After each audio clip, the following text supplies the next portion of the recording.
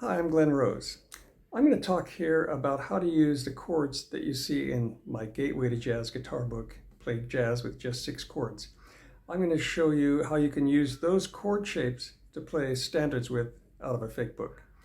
Now, if you've seen that popular video on YouTube where I'm showing the most common jazz patterns that we use in standards and that jazz players use when they play, I really promote not using the names of the chords, because rock players that don't know any music theory, it's just too confusing. And so my idea there was not to talk about the names and just show you where to put your hands on the neck to play those wonderful jazz patterns and get a jazz sound.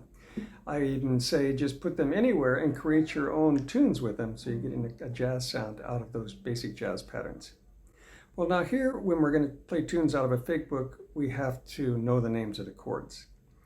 We have to also understand how to decipher what we see on the pages in a fake book when we see the standards and all the chords written out. Now, if you're not used to jazz chords and jazz theory, you're looking at those chords in a fake book and they can be pretty confusing if you don't know what they're all about. So what I'm going to do here is I'm creating a shortcut for you and show you how to apply just those 6 chords to play virtually almost all of the songs that you see in the fake book. You can effectively put these nice jazz chords behind your vocals and you can sing all the popular standards. Here, let me play a bit of a standard for you here so you can hear the sound that you're going to get when you use just the 6 basic chords that are in the Gateway to Jazz guitar book.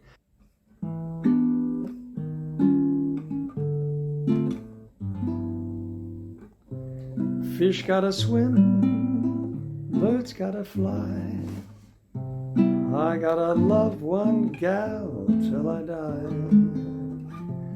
Can't help loving that gal of mine.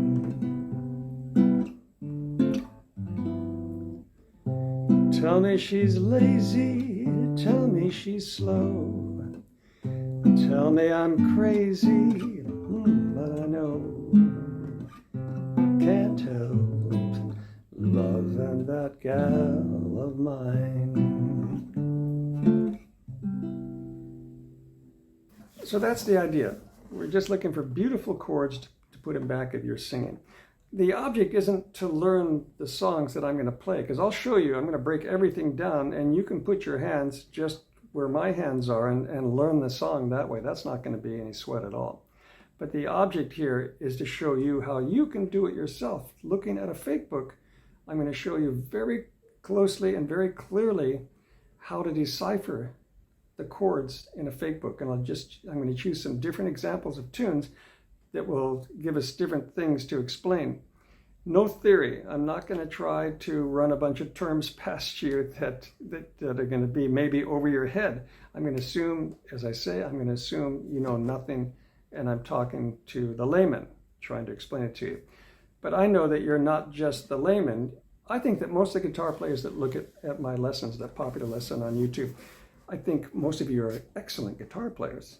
I know because I've played guitar for years and I've worked with some marvelous guitar players, rock players that play so beautifully and sing so beautifully, but they don't know any music theory. And that was really the idea that started this concept of writing that Gateway to Jazz guitar book, how to get you into the jazz sound without having to know any theory. So I'm going to continue in that methodology here and just try to show you a way that you can play tunes without knowing any theory. You don't have to step into a theory class and get a theory book to do it. I'm hoping to show you this shortcut so that you can get on your own and feel like you're successful learning the tunes you want to know that are in a fake book, those great standards.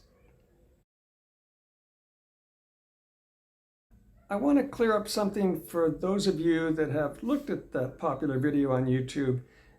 It says play jazz with just 6 chords, but I'm only showing 3 chord types.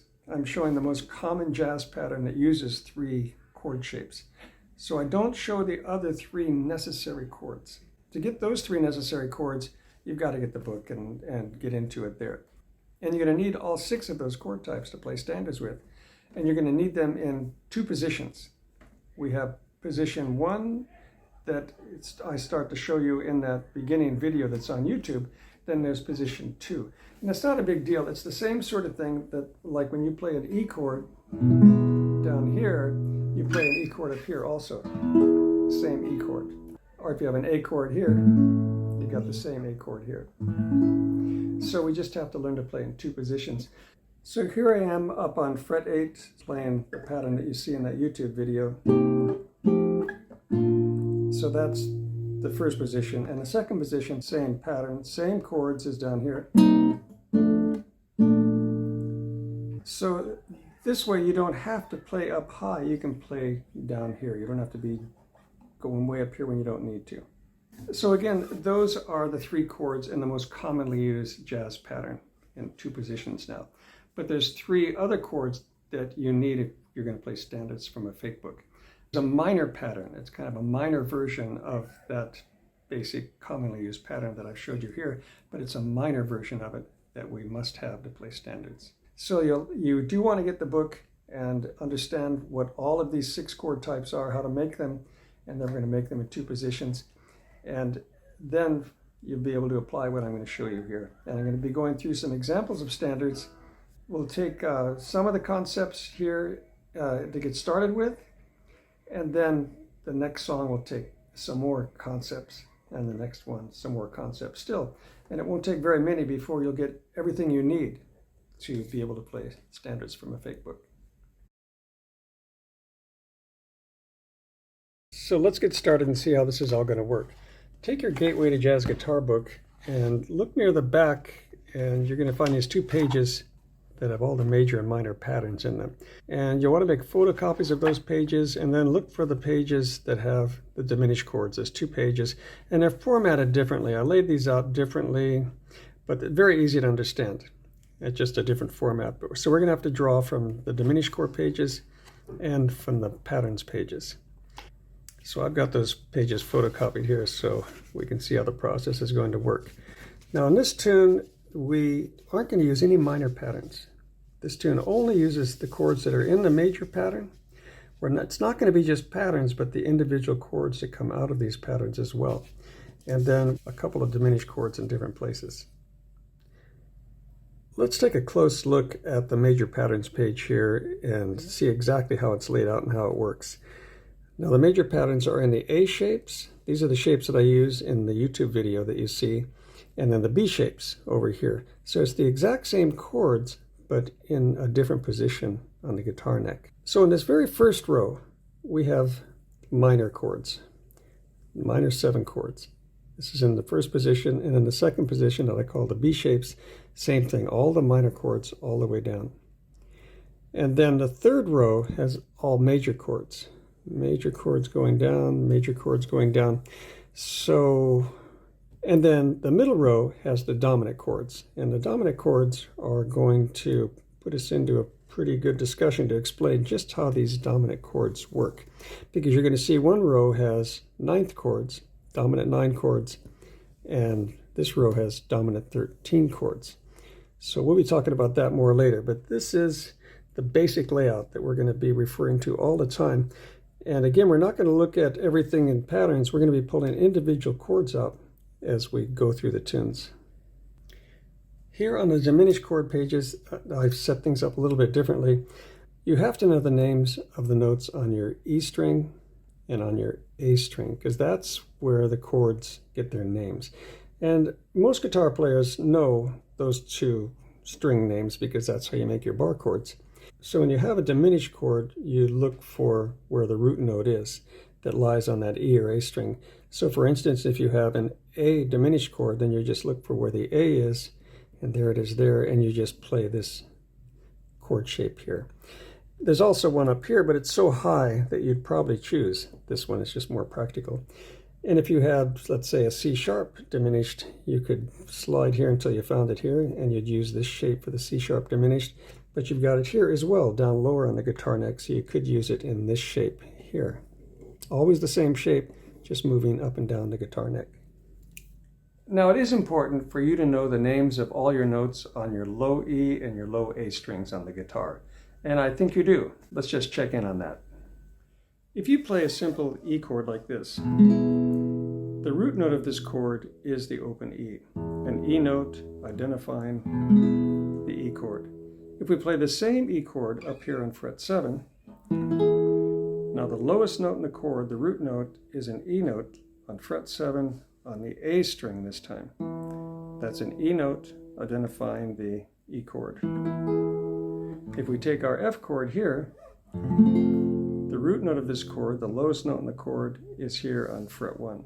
It's an F note identifying an F major chord. If we play the same F major chord up here on fret 8, now the root note of this chord, the lowest note, is here on the A string, so that's an F note identifying an F chord. Let's take a G. Where's the root note? Here on fret 3.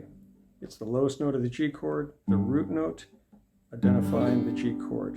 If we take the same G chord up here on fret 10, the lowest note in the chord, the root note, is this G note here on fret 10, identifying the G chord.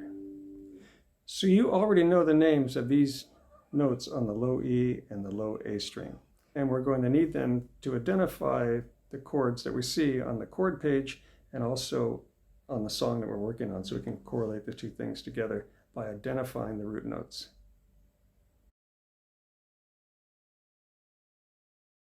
Before we get started on matching up our chords in the tunes to the chords in the Gateway book, let's take a look at our tune and find out if there's any repeating sections. And this is what you want to do with any tune you're going to work on. Look to see if there's anything that repeats in the tune, because if something's repeating, then we know that it makes our work a lot easier because we don't have to keep learning new things. So this tune, as it turns out, is a traditional AABA format. And that's how standards were traditionally laid out. The preponderance of them were set up in this format. And we've got, the sections are in 8-bar sections. So the first A section, we say, has 8 bars in it. It comes down here to the first ending, it gets here, and there's a repeat sign that takes you back, and it plays again. Everything the same till it gets to the second ending. So the second ending has slightly different chords in it than the first ending, but everything else is the same. So that makes our work a lot easier. We know that we can get a big part of this tune accomplished with the same set of chords. Once we learn the first A, the second A is almost the same. And then we're going to find out on A3, it's the same deal. A3 has pretty much the same chords as A1. And in this case, I think they're almost exactly the same. So we actually have 3 sections that are the same. So we only have to learn one section, one 8-bar section, and then we can just apply it 3 times. And then the middle section, the B section, is also 8 bars, and it has different chords and different melody here. So that's going to be a different section. So all you really have to do is learn one A section and one B section, and the A section gets applied 3 times. So when we see a tune like this, we know it's going to be a lot easier than looking at a tune that doesn't have any repeating things in it.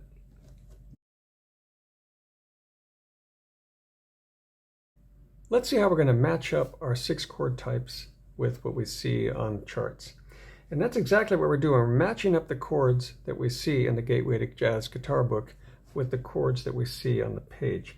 And what we see on the page isn't exactly the same as what we see over here, so we have to decipher how to use what we see on these fake book pages with the pages from the book.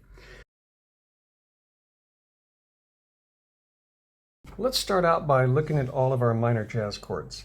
Now when we look at our song sheet here, our jazz chart, we're going to always play minor 7s when we see a minor chord written. Whether it's C minor 9 or C minor 7, we're going to play C minor 7.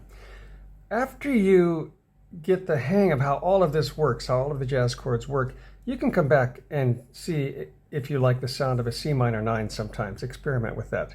But we don't need it to start with. We're just going to make our life simple in the shortcut method and use C minor 7 for everything. C minor 7 is a great sounding jazz chord. You use it a lot in rock as well, but used in the context of jazz charts, it sounds really good. Now the C minor 6, I've got it here in a different color because it's a bit of a unique chord, and you don't see it very often in jazz charts. It just doesn't come up that often, and it is a bit of a special sound for sure. But we can get by with a C minor 7 when we see C minor 6. The C dash I put there because that is a modern shorthand that we see in professional jazz chart books, professional lead sheets and fake books. It's just shorthand for minor jazz chords. And that means you can choose to use a 9 or a 7 as you wish. Let's have a look at our chord sheet here. All of the minor chords are in the first column of the A shapes here, and the root notes are all on the E string. I've got them all highlighted in red, and I've written the number out here larger in red also because it's hard to read that small number. And the same thing here on the B shapes. Those root notes are all highlighted, and the root notes are all going to be on the A string as we go down this column. And again, I've got a line drawn out here with the number larger, so maybe it makes it easier to see that little number that's on the chord graph. Okay, let's go through our song here and locate all of our minor chords and just see how they match up to our chord sheet. We start out with major 7. Here's our first couple of minor chords, A minor 7 and D minor 7.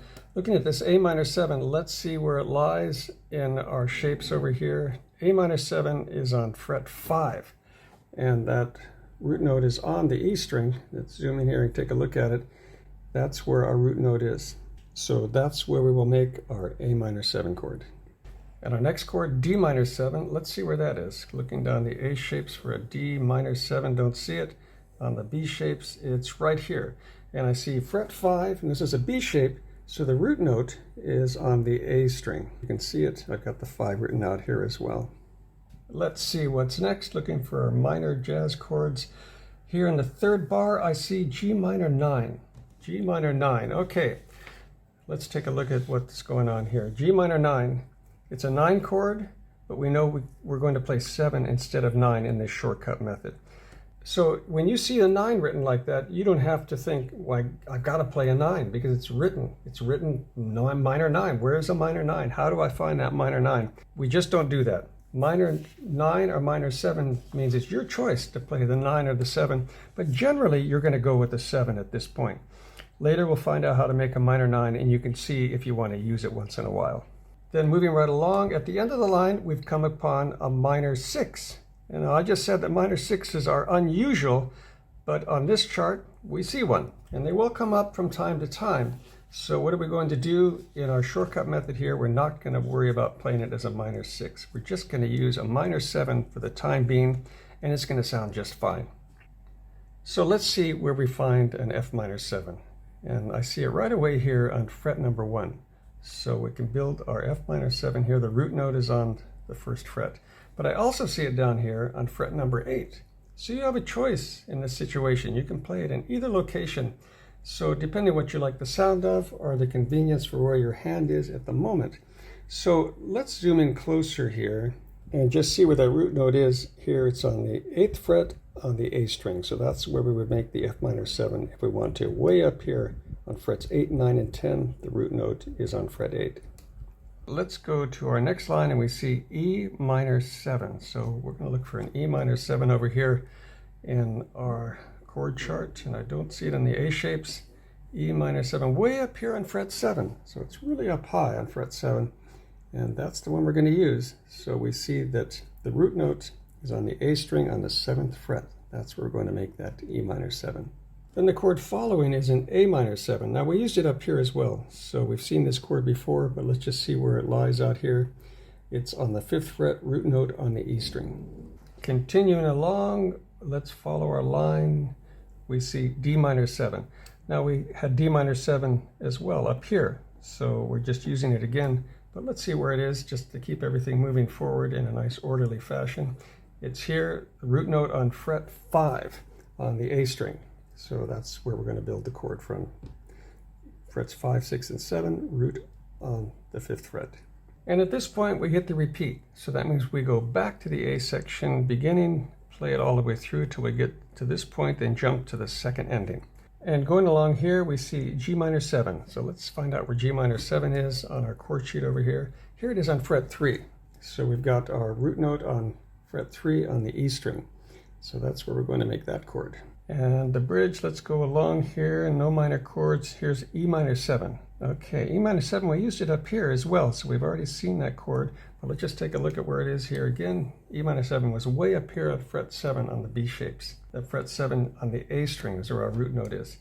And then following from there, we've got a D minor 7, and we use that as well up here. So D minor 7 is just back here on fret 5. So we've covered that one before. Just taking a look, that root note is on fret 5 of the A string. And then moving forward, D minor 7 again, it's just used one more time here. Okay, then we go to the A section, and the A section is exactly as it was up here, so there's nothing new to learn. We're just going to repeat that. And when we get down to the very end of the A section, we see these parentheses, and we've got the same turnaround that we used here. Turnaround. So the turnaround means we're going to go back to the beginning of the chart. Anything in parentheses is optional. If you wanted to end the song, you would just end it right here on this chord. But if you want to repeat the song back at the beginning, this is a suggested turnaround. Now, turnarounds are a big subject, and there's a lot to talk about them. We could play them in many different creative ways, but this one is suggested here, so we're just going to go ahead and use that. And it's the same as we played up here. So that D minor 7, again, on fret number 5, on the A string is where the root note is. So these minor jazz chords, minor 7 in our case, are easy enough to deal with. There's no big surprises there, not many options. So our minor jazz chord is very easy to deal with.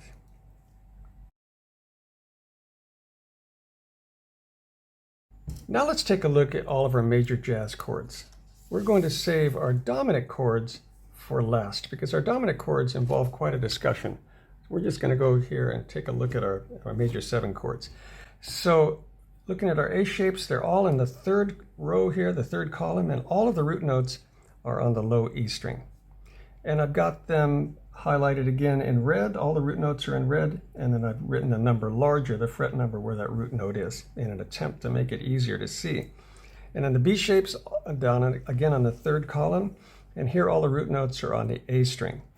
And I've got them all highlighted in red and written out larger here, so hopefully they're easier to see. So let's see something about our major jazz chords. We're using major 7s for everything right now in our shortcut method. But when we look at charts on fake books and lead sheets, we're often going to see C6 or C6-9. And they're all equal. That's why I've got the equal sign here. It's your choice. You can choose to use any one of these 3 when you see any one of them written. And often on professional lead sheets, professional fake books, you'll see just a letter name written like this.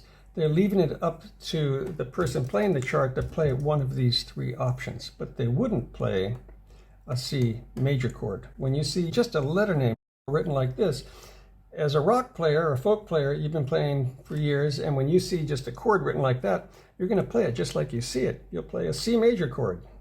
But in jazz, we don't do that. This is just kind of a shorthand for us in jazz. We would rarely play a C major chord with nothing on it, a C triad, we would say. We would always choose one of our jazz options because we're looking for a jazz sound. But in our shortcut method here, we're just going to play C major 7. It's going to work for us whether we see any one of these 3 options. We're going to use the C major 7 now to get started in our shortcut method. Later, we'll find out how to play a C6 and a C6-9. And the C6 will be important to us, but right now we're just going to play everything C major 7 so we can get the ball rolling and learn how to get a good jazz sound when we're playing standards. Okay, with all of that in mind, let's find out where our major jazz chords are here in our song sheet. We start right out with a C major 7. And our C major 7, let's look on the A shapes in the third column. Don't see it there. Let's go to the B shapes, and here it is. And let's take a close look at where that C major 7 is. Find out where the root note is. The root note is on the A string on the 5th fret. So that's where we're going to make our C major 7. And we're going to find it quite a few times here in the chart. So we'll be coming back to that. Let's continue on a little bit, and here it is again, the same C major 7. And that's where we found it here, root note on the 3rd fret. Then at the end of the first line, we find an F, just a plain old F. So this is what I was talking about here, just a letter name.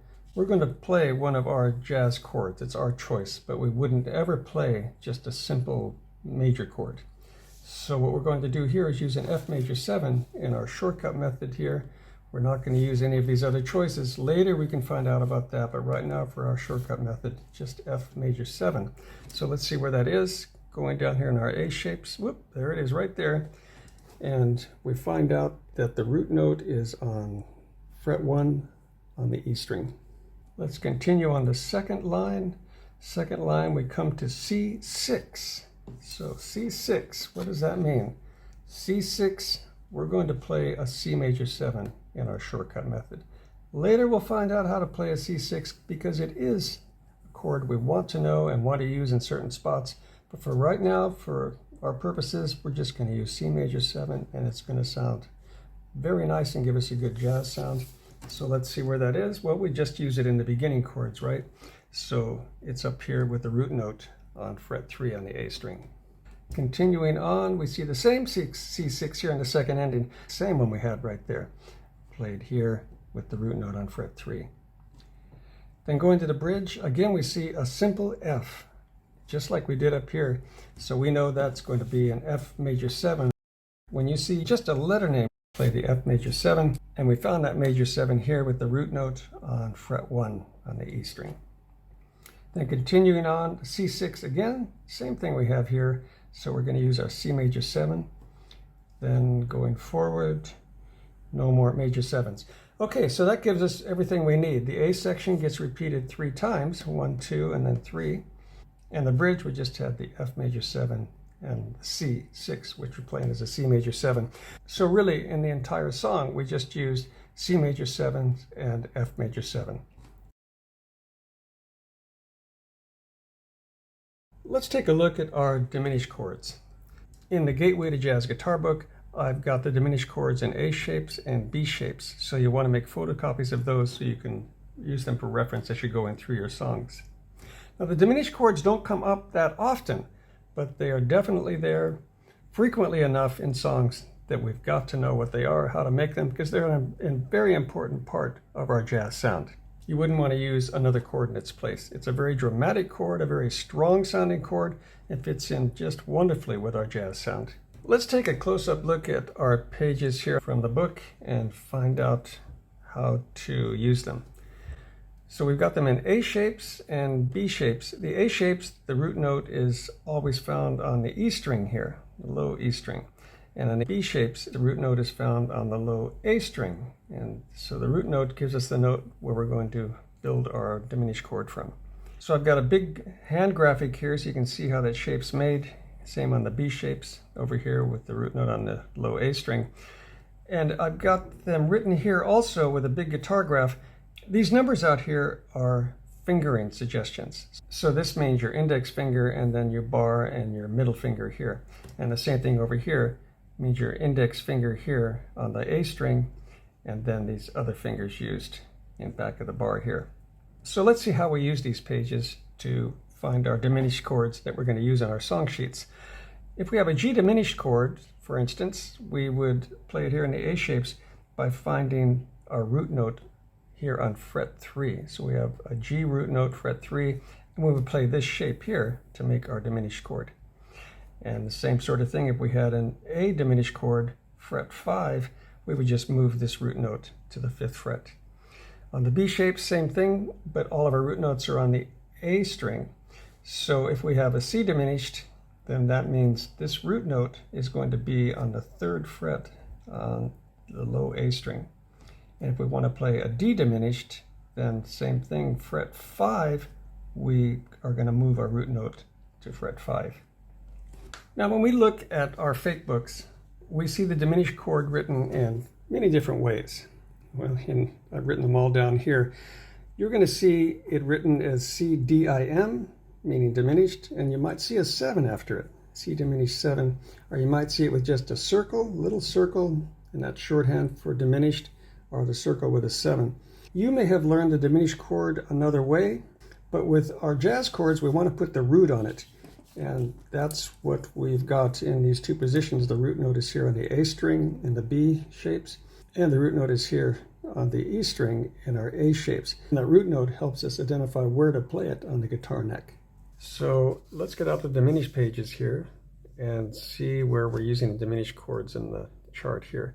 We've got a diminished chord in 2 places in the bridge. On the second bar, we've got F sharp diminished. We can actually find it in both shapes here. Let's F sharp diminished. I see it up here on fret 9.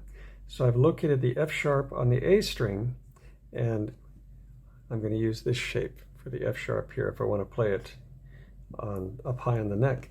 And if I want to play it lower on the neck, I've got it here in this set of shapes down on fret number 2. So I've located the name of the chord on the E string this time, and I would use this shape to play it.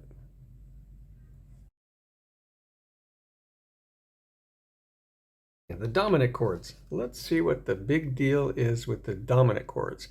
And it is a big deal. It's particularly a big deal for rock guitarists who have been playing dominant chords pretty much in just one way for their entire guitar playing career. It's much different than the way that jazz players look at dominant chords or classical players. It's really a different perspective on what a dominant chord is. Now, I've got a page in the book that I hope you'll read that says dominant chords of all things, just to make it a little more visible, that C7 equals C9, C7 equals C13. So what is the riddle here? The 7th chord, C7 or E7, A7, B7, D7, G7, all of the 7th chords are used a lot in rock and folk music. I mean, really a lot. It's one of our common chords in rock tunes. When you play a 7th chord, it's more correctly stated C dominant 7, or E dominant 7, A dominant 7. But we just leave the word dominant out, and most rock players, it never entered their vocabulary. They never heard that word in between. But that's what it is. It's more correct to say C dominant 7. Now, a dominant is much larger than just a 7 chord. It's one of the choices you can make for a dominant chord. But you can also make a C dominant 9 or a C dominant 13. And they're really the same in a way, because you can choose to use any one of these 3 chords anytime you see any one of these 3 chords written. So if I see C7 written, I can play a C9 or a C13. Or if I see C9 written, I can play a C13 or C7 or C9, and so on. Now, what it's all about is that the 9 and 13 have a jazz sound, and these are our common dominant jazz chords. We don't do anything special with them. We call them the common dominant jazz chords. The 7 doesn't have much of a jazz sound. So if you use a plain C dominant 7 when you're playing a tune, it's going to erode the sound of the jazz chords. So we want to always choose a C dominant 9 or a C13. There also is a C11, a C dominant 11, but it's not used very much, and that's a subject for another discussion, but not in this one. We're going to stay with the common dominant chords. And those common dominant chords are the ones that I have in our patterns here. In the middle row of the patterns, I've got a whole row of dominant 9 chords and a whole row of dominant 13 chords. Now, when you play a pattern, the decision is made for you which one to choose, 9 or 13. Now, this is a stumbling block for a lot of rock players because it's a new concept. It's a new idea. You've had a lifetime of playing 7 chords with a regular C dominant 7. You see a G7, you're going to play a G dominant 7. If you see this A flat 7, you're going to play it just like you've always learned to play 7th chords. But now when we're playing jazz chords and looking at standards, we don't want to use that. Actually, for jazz players, when we see a chord written with a 7, it's a shorthand for dominant. And most professional jazz charts only write 7 for everything, just like this one. You can see everything's written as a 7, but that doesn't mean it's played like a C dominant 7 like you've been used to playing it. It means you can choose either a 9 or a 13 when you see 7. And there's actually more choices. The more you evolve in your jazz understanding, jazz chord understandings, you can do different things with these 9 and 13s, but these are in their simple form. And it's all we need to accomplish a jazz sound is to play them in our simple form. Later we can alter these chords a little bit. And players are free to do that. Whenever they see 7 written, they know they have a choice to play the dominant chord in many ways. So I know this is a new concept for rock players because I've had the discussion many times with students. So what I'm going to do as I go through the tunes, we're going to be looking at several tunes here in this lesson, in this study, and I'm going to make a big emphasis on the 7 every time we get there, because it's about reprogramming yourself for what you have grown used to. And when you see a 7 written, it's an instinct. You will grab a C7 shape or a G7 shape, an A flat 7 shape. You'll go right to it because that's your instinct. That was your training, we can say. That's how you have always played them. But we want to try to break that conditioning and move our chords into 9s and 13s to start with, to give us a great cohesive jazz sound in our tunes. So let's go through the tune here and see exactly what I'm talking about. So let's look for our dominant chords. Our dominant chords are going to be written either as a 7, a 9, or a 13. So let's give a look out for those. And sometimes we're going to see other little numbers after the chords, and we're going to ignore those numbers. Okay, let's take a look at our song sheet here and locate all of our dominant chords and match them up to our chord sheet here that has our jazz chord shapes. Okay, starting right out, we find our first dominant chord here. It says G dominant. It says G7, but we know that 7 is shorthand for dominant, and we can play 9 or 13. And all of our 9s are here in the A shapes, with the root note located on the A string, and all of our 13 chords are in the middle row over here in our B shapes, the root notes located on the E string. Okay, let's search for that G dominant chord. I don't see it on any of the A shapes line, so let's look on the B shapes. I'll come down here, and there it is. So there's the dominant chord that we're going to use, and let's get a little closer look there and find out just where that root is exactly. The root is on the 3rd fret on the E string. We play the 4th and 5th frets also, but our root note that defines the chord is on the 3rd fret. And our next dominant chord is here. It says C dominant. It says C7, and we know that 7 is shorthand for dominant. We'll go over to our chord sheet here, and we're looking for a C dominant. And here I find one on fret 3. This is a dominant chord. Let's get in close and take a look at it. And we find out that our root note is on the A string, 3rd fret A string. So that defines the chord. That's going to be our C dominant chord. It happens to be C9. And continuing on, let's look for our next dominant chord right here, A flat dominant. It says A flat 7, and we know that 7 is shorthand for dominant. So we're looking for a 9 or a 13. All the 9s are in the A shapes, all the 13s are in the B shapes. Let's see where an A flat is. Coming down the A shapes first, looking in the 9th chord column, it's not there. Let's look over here in the B shapes, and I locate an A flat or right here. So let's take a close look at that and find out where our root note is. Actually, we know the root notes are all going to be on the E string. Let's have a look at it though. So we see it says fret 4, it's on the E string, so that's where we're going to start the chord. Then the next chord is right after the A flat dominant. It's a G dominant. It says G7, but we know that 7 is shorthand for dominant. So we look over here in our dominant chords page and find out where it is on the A shapes first. I don't see it there. On the B shapes right here. So here's our G dominant chord. And actually it's the same that we had here because we saw it up on the first line, right? So we have it again right here. And we know that the root is on fret 3, the E string. Where's our next dominant chord? We're going to come to this E flat 9. E flat 9 is a dominant chord, so we just say it's an E flat dominant. We know that if it says 9, 7, or 13, it's just a dominant classification. We can play 13 or 7 when we see 9. 9 just means dominant, just the same as 7 means dominant. And it's your choice whether to play 13, 9, or 7 when you see 9 written. You don't have to trouble yourself to think that you have to find how to make a 9 chord because it says 9 on the sheet. That's not necessary. You have the option to play 7, 9, or 13. So let's look for an E flat over here on our chord sheet. Looking for E flat, and I see it right here. Okay, so we're going to play, actually it's going to be an E flat 9 just by coincidence. It could have been a 13 just as well. Let's get in close there and have a look at where the root note is on that E flat chord. We know that all the root notes on these A shapes are all on the A string, but let's just have a close look at it here. and we find out that it's the 6th fret on the A string. That's our root note for our E flat dominant chord.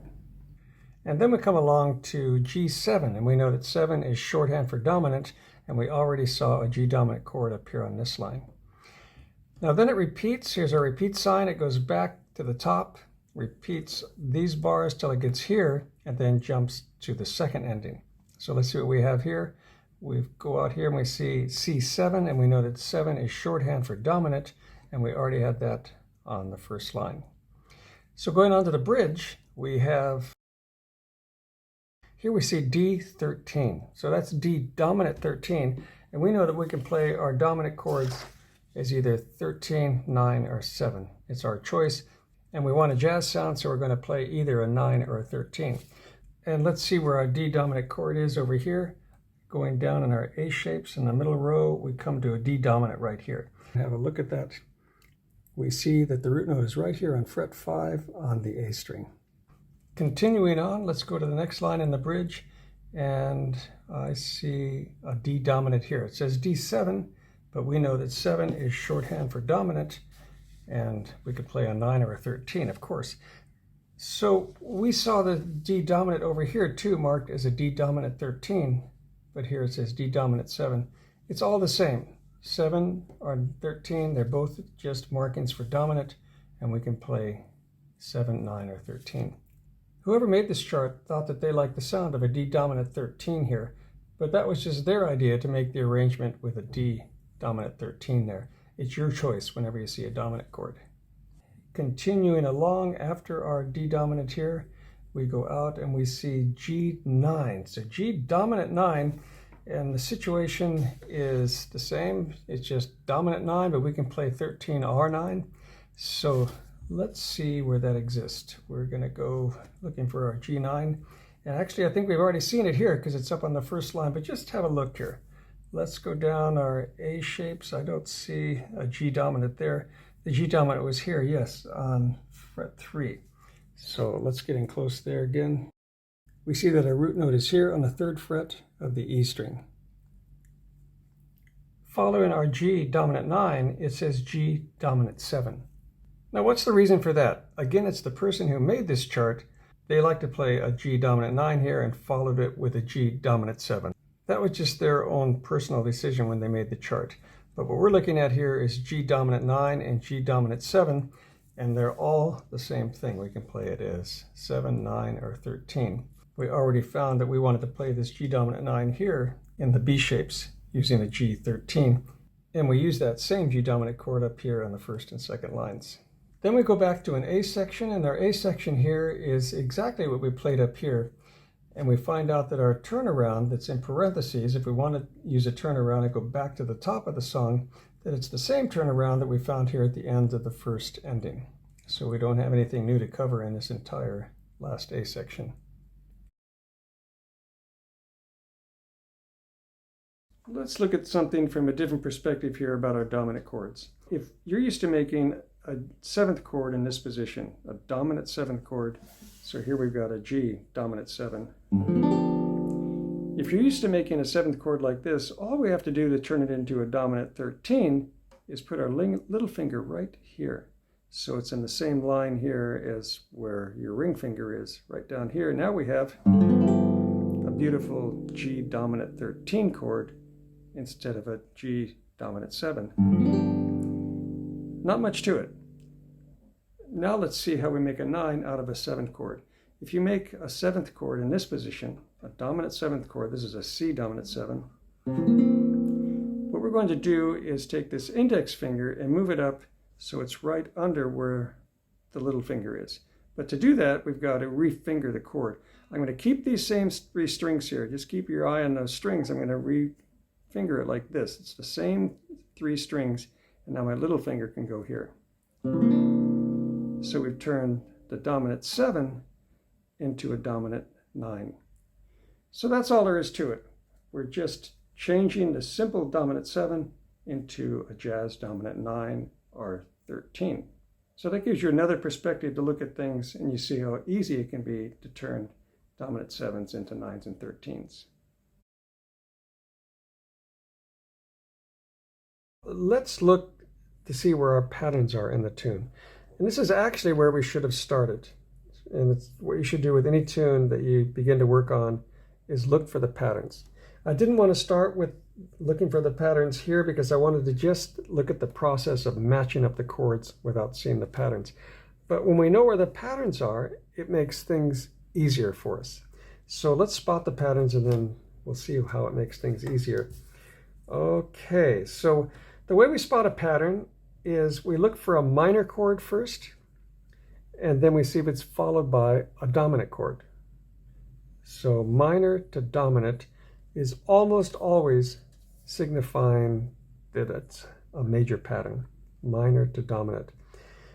It's not every time, but I'm going to say really most times when you see a minor chord followed by a dominant, that means it's a pattern. So let's see how that concept works here. Let's start right at the beginning, major chord, minor chord, followed by a minor chord. So that's not going to be one of our major patterns. But minor chord followed by dominant. Okay, that's a good bet that it's a minor pattern, and it gets confirmed here by the third chord. Let's look for a D minor here on our chart. D minor, we've got it here on fret 5. So D minor followed by G dominant, followed by C major 7. So sure enough, it is a major pattern. So let me just give it a mark here. That's our first major pattern. 3-chord major pattern. Now moving right along, we've got a minor followed by a dominant. So chances are it's a major pattern. Let's look for G minor here and see what happens. G minor here on fret 3.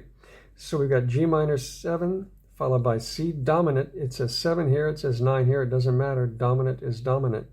And then it's followed by an F major 7. So that really gives us more confirmation. This is another major pattern right here. And we've got a minor chord followed by a minor chord, so that's not a pattern. Minor chord followed by a minor chord, not a pattern. Now, here's an interesting situation. Minor chord followed by dominant, but this time maybe it's not a pattern. Let's see what happens.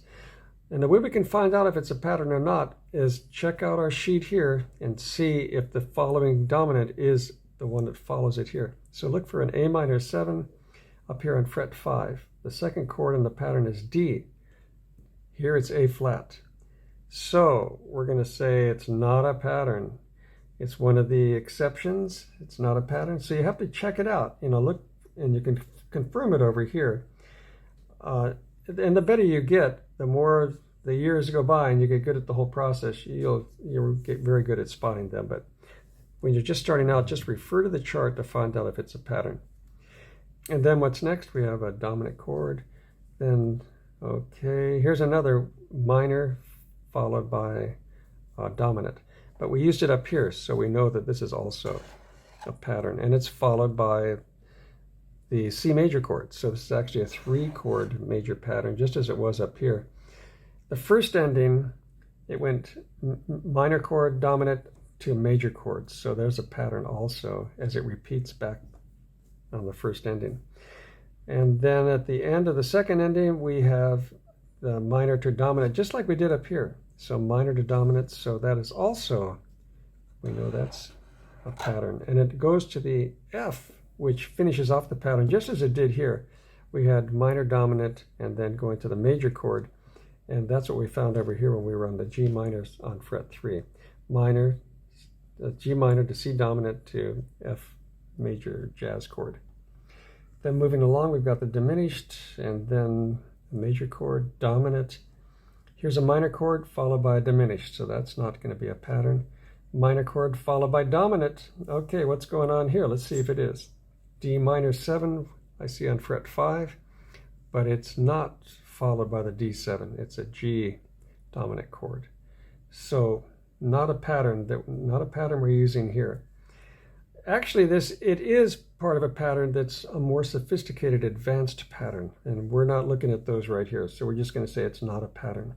That's for the future. You'd have to get in your time machine to find out what that's all about. Okay, and now D minor, again, there's a D minor followed by a dominant. So here's a pattern. D minor to G. This time it works. D minor to G. So we can circle that one. We've got a lot of patterns in this song.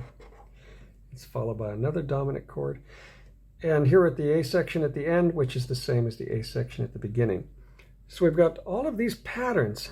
So how this makes things easier for us is when we see a pattern, we know it's a succession of either 2 chords or 3 chords. And so that makes things nice. So there's D minor 7 to G dominant to C major 7 chord. We go to here and we just play these 3 chords in a row.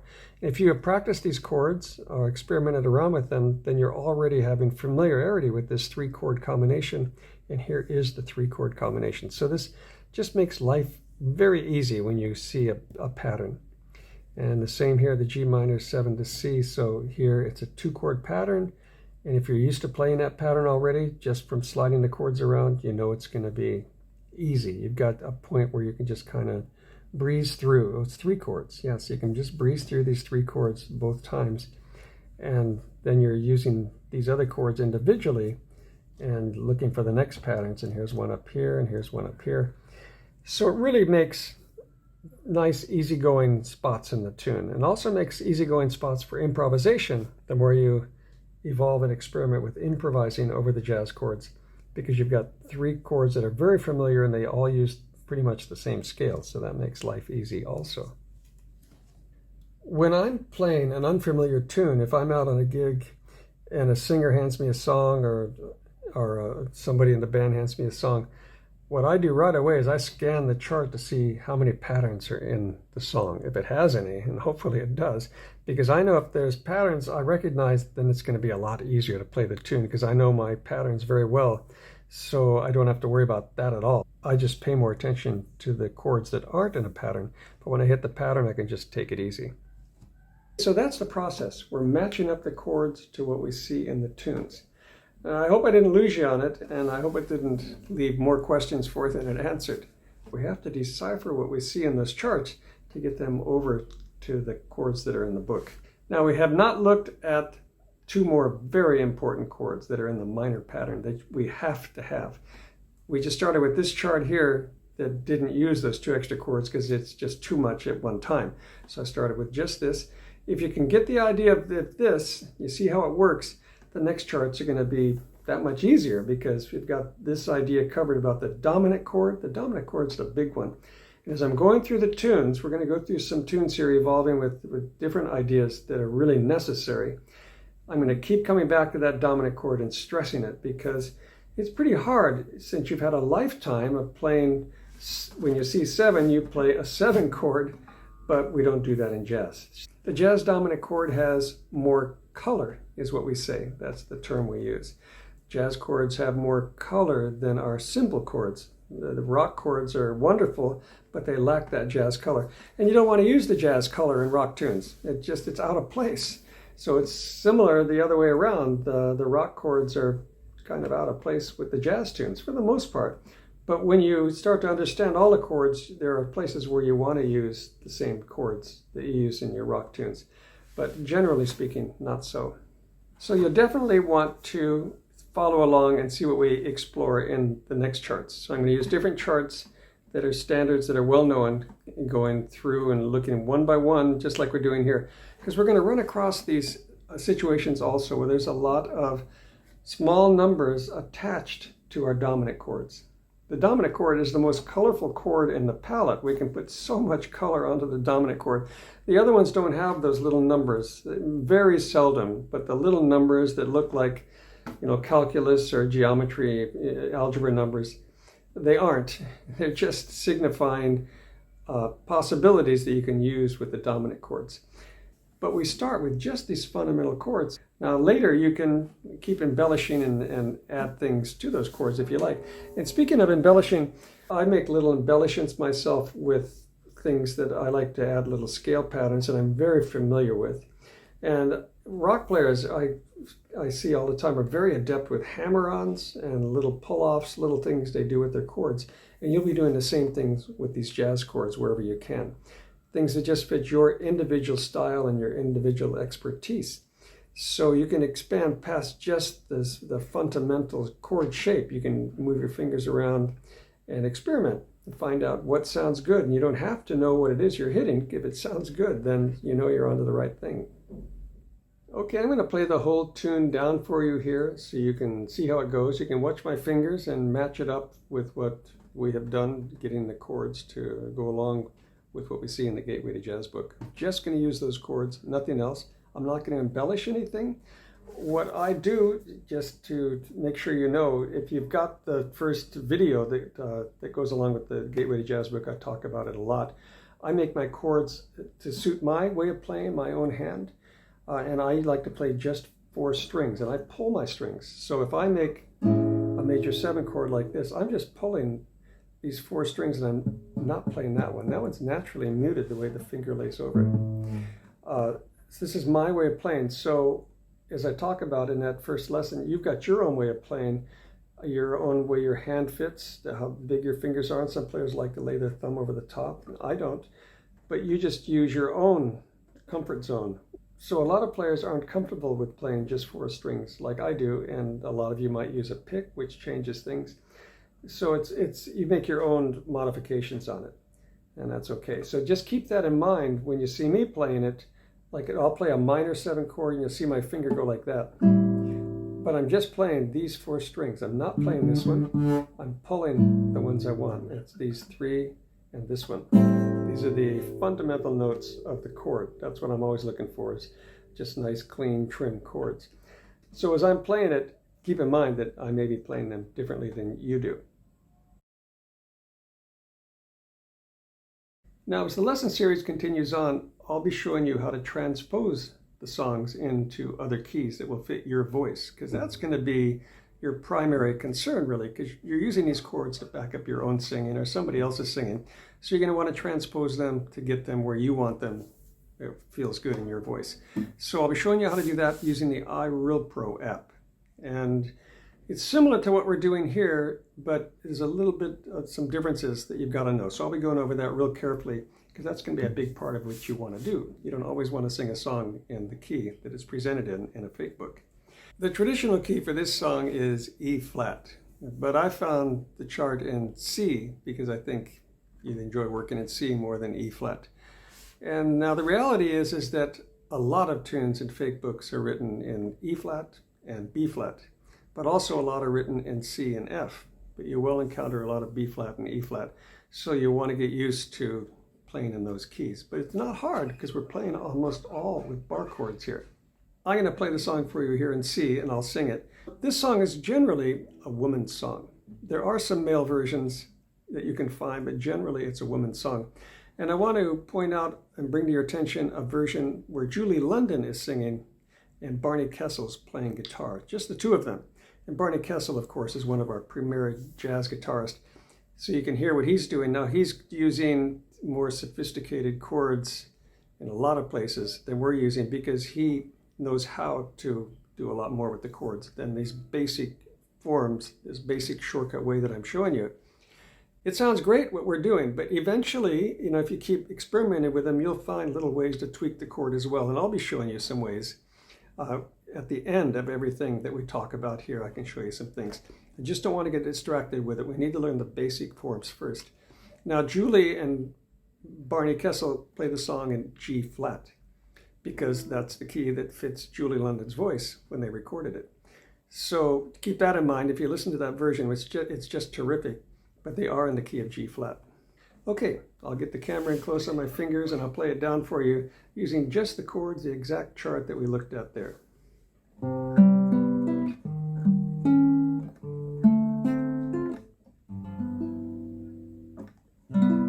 Fish gotta swim, birds gotta fly, I gotta love one gal till I die. Can't help loving that gal of mine.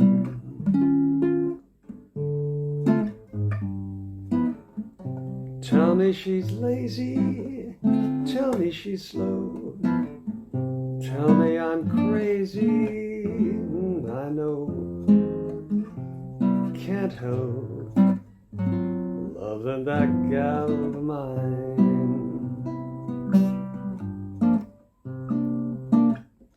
When she goes away,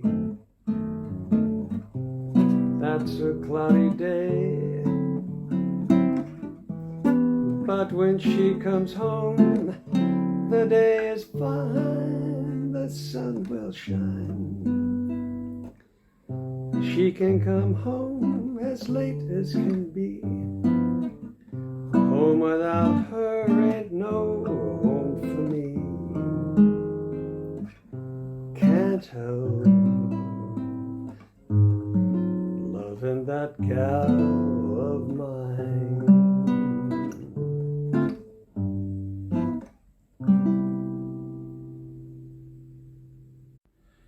Okay, so that's a good sample of the lesson series here about how to use the Play Jazz with 6 Chords idea playing standards. And I hope you're interested in it. So this is just the first part. There's a lot to cover in the videos that follow. It's a few videos in the series. I'm going to cover lots of situations that you'll see in fake books. Because there's a lot of things that really do just get you scratching your head if you're not familiar with them. And of course, the more experience you have, then you start to kind of understand how it works. So I'd like to share my experience with you and try to help you get through it and get you rolling so you can play standards that you like. So I hope you come to the website and will buy the lesson. I'm not out playing gigs much anymore. I made my whole life playing gigs and most of that time on the road. But now at this stage of my life, I'm just teaching, and I write these videos and make the books as a way of supporting myself in my sort of retired musician phase of life.